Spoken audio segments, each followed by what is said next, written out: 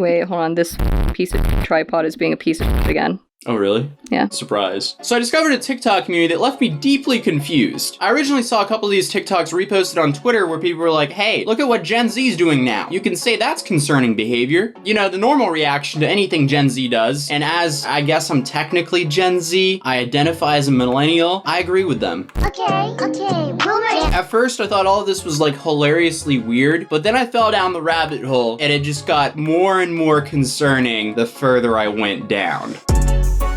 I'm talking about hashtag Shifttok or hashtag reality shifting, and the members of this whole community, they call themselves shifters, which at first I thought it almost sounded like a slur for a Taylor Swift fan. At the same time, it's kind of close to a trashy way of calling a toilet, but it turns out that shifters have nothing to do with Taylor Swift nor shifting. Shifters, who I mentioned, are mainly found on Shifttok, and they boldly claim that they can shift realities. Yes, teenagers on TikTok are claiming they can shift realities. Put that as a headline BuzzFeed journalist. I think I'm really close to it, but it's just awful because I keep on having that thing where I fall asleep and one part of my brain stays awake and then I have a really awful dream. Yeah, let's not try to shift. But the Shifttok lore is just absolutely mind-boggling, let me tell you. So from what I've gathered, most of the participants will actually write out like a full-on, I guess, script of what they're going to experience while they're shifting. Yes, they essentially write out what they're going to dream or shift into, and they call this stage scripting. Apparently, the goal is to slip into this desired reality, which is often abbreviated to DR in this whole community. Yes, I've fallen very far down into the Shifttok rabbit hole. Please help me. Please subscribe. If you're not subscribed to this channel at this point, please do so and hit a like on this video, but let's continue on. Because it pains me to say there's so much more to this. So I guess these are the symptoms of being a shifter, or I guess signs that you're on the brink of shifting. I don't know. So here's a screenshot I took of that TikTok. I didn't want to show the full video because it's just a bunch of flashing lights, and I know some of you guys are sensitive to that. Signs, symptoms that you are close to shifting into your desired reality. Attempting to shift, urges to itch or move, shivers, twitching, eyes, nose, etc. Uncontrollable spams in your muscles. They probably are trying to say spasms. Feeling like if you're floating, feeling dizzy, seeing flashes of white while your eyes are closed, feeling as if everything is shaking. Sounds like they're huffing something instead of going into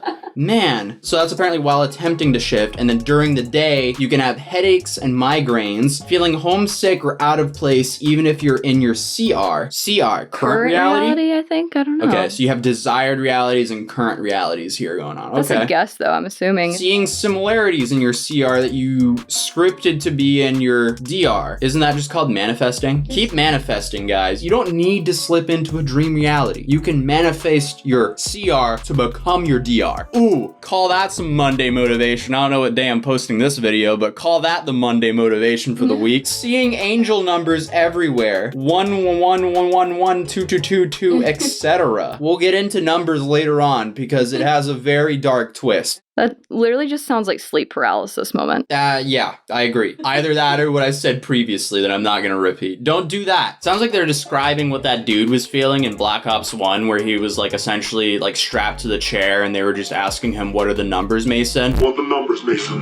That's all we've ever wanted. Yeah, that's what that list kind of looks like. Well, apparently, according to the Shifttok community, this can happen when you shift into your desired reality. Hey, lol, it's been 5 years. God, I love shifting.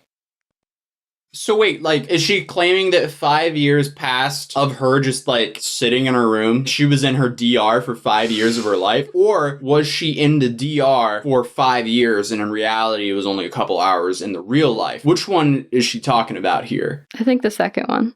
Okay, that at least makes more sense. If you are in a DR for 5 years, you need help. I don't think you could survive like that unless you're in a literal coma. Yeah, or you're just, like, literally passive to your life for 5 years. While you're just living in another world. Oh, I see what you mean. You're like a shell of yourself because you're... Yeah, man, I don't even know. 5 years just sounds so insane to me. Like, imagine like meeting up with your friends and you're like, hey, by the way, sorry if I'm a little bit awkward. I was just living in a desired reality for 5 years where Ted Cruz did not exist, but my father was Paddington Bear. Oh, and he was immortal. To be fair, those are pretty good credentials. My desired reality would be one without cicadas. Same. If you live on the East Coast right now, let's all just go into a DR and then just pretend the cicadas are not there. If we all go into a DR and pretend they're not there, maybe they won't be there. So there's actually this very specific niche that's going rampant in the Shifttok community, and yes, this is me going even deeper down the Shifttok rabbit hole. A niche within a niche? Oh, it's definitely a niche within a niche, because I present you the Shifting to Hogwarts community. Yes, that's a real thing where a bunch of, I guess, kids have gathered together and they all script an alternate reality or their DR version of them in Hogwarts or in the Harry Potter universe. Because hey, when there's so many great fantasy writers, why write your own fantasy? Just live in someone else's fantasy. But apparently to some people, the Harry Potter universe is utopia. Oh, finally. Ugh.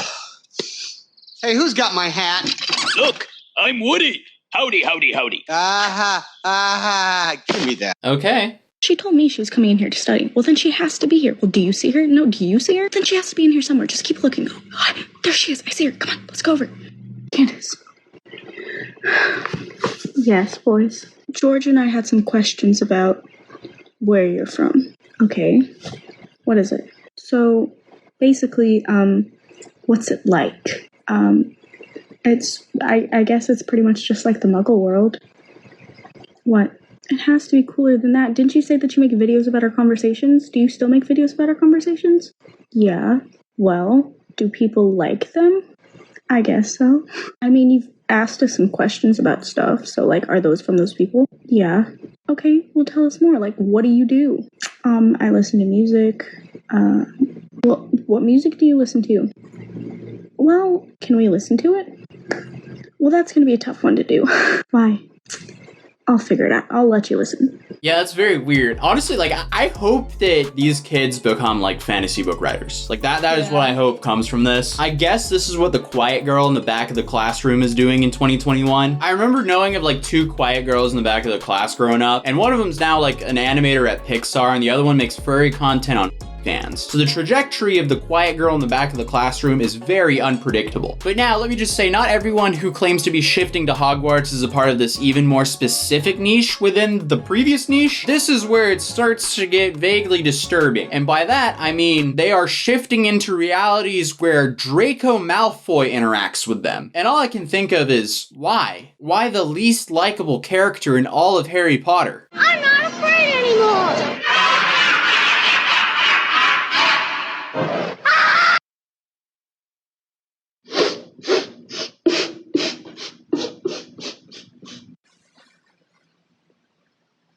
Hey, buddy, what's wrong? I forgot the Slytherin common room password. I don't know how to get back in. Stop crying. It's okay. I'm in Slytherin. I know the password, so come on, we're gonna get up and we'll get you back in there. Really? Really? Come on. Alright, so the password is pure blood, so you have to say it with me, okay? Okay. Okay, 1, 2, 3. Pure blood. Thank you. You're very welcome. Now run along.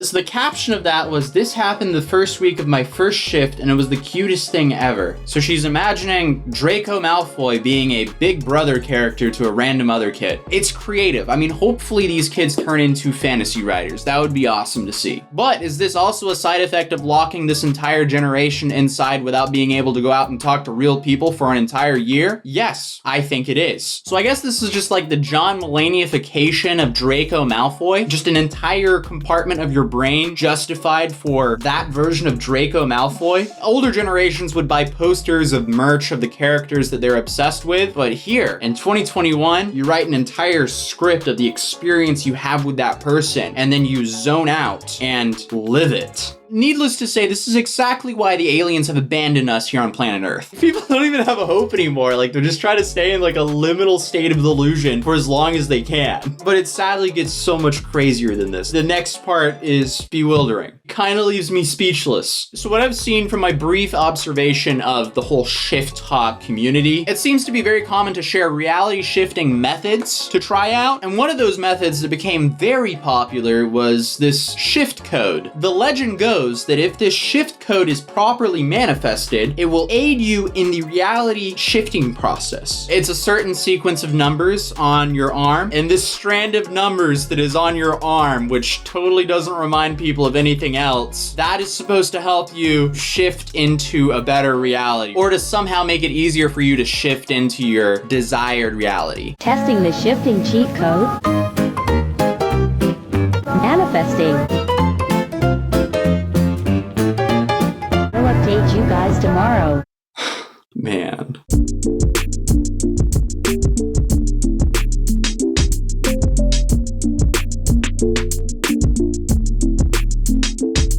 I'm praying that's marker and not a tattoo. I mean, she looks young enough to where it should be a marker and not a tattoo, but if that's a tattoo, man, no, please. That needs to get covered up like now. If that was a tattoo, why would she be running it underwater? Isn't that what she's doing? Oh, I'm praying that's marker. That's all I'm gonna say on that.